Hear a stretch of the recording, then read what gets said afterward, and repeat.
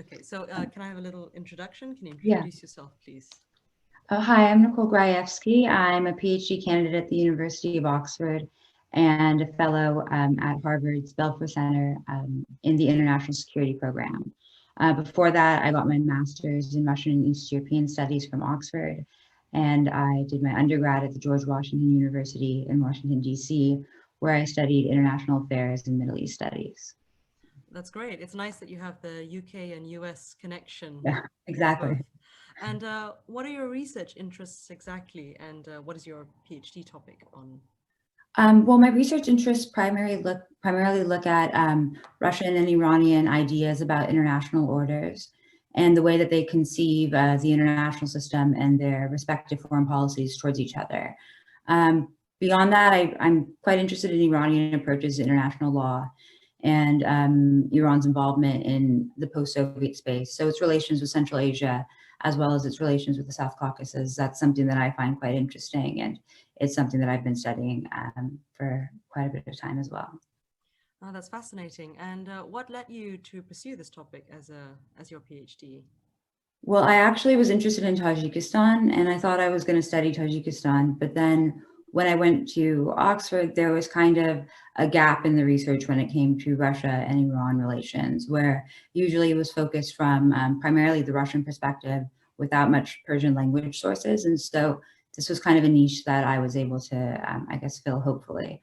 And I'm quite grateful that I'm doing Russia-Iran because both countries have such an interesting and diverse history that goes across regions, and it is something very gratifying to study. And definitely very topical as well. With Yes. what's happening today, we read about Russia and Iran all the time. So it's interesting that you can bring a historical perspective. Is it a historical PhD that you're doing? I mean, I start in the Brezhnev era, so I do start. It's a quite long chronological Hmm. dissertation, but since I look at ideas, it kind of lets me do that kind of long durée approach, especially for a foreign policy dissertation. So yeah, I started in the Brezhnev era. I did some archival research at the Oriental Institute in Moscow and at the Russian Academy of Sciences, like primarily looking at Russian ideas about Iran. So that's how the Iranian perspective came into that. So because I can't really access archival research in Iran or data in Iran, so the Russian side of it is kind of my way out of that. Yeah, then that's very interesting, and that makes a lot of sense to do it that way. And I suppose this is kind of linked to my next question, which is how easy has it been to study Iran from the UK or in a UK university?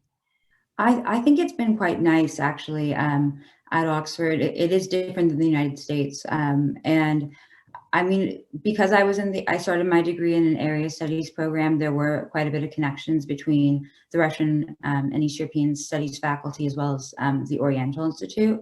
So it was very gratifying. And I do like that in the UK, there is a group of, scholars who do study Iran. And I do have a kind of an ability to move in between two really interesting intellectual communities. And so it's been very fulfilling to study in the UK, I think, in my Oh, opinion. no, that's nice that you have that perspective from both sides of the pond, Yeah. and that encourages all of us here in the UK studying Iran as well. And finally, are you considering to stay on in academia after your PhD? Is it something you'd like to do?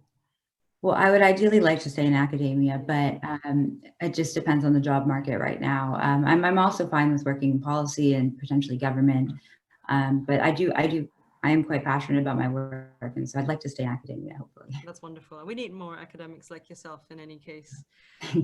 So thank you so much for answering my questions and for sharing your research interests and your experience so far. Well, thank you so much for speaking with me.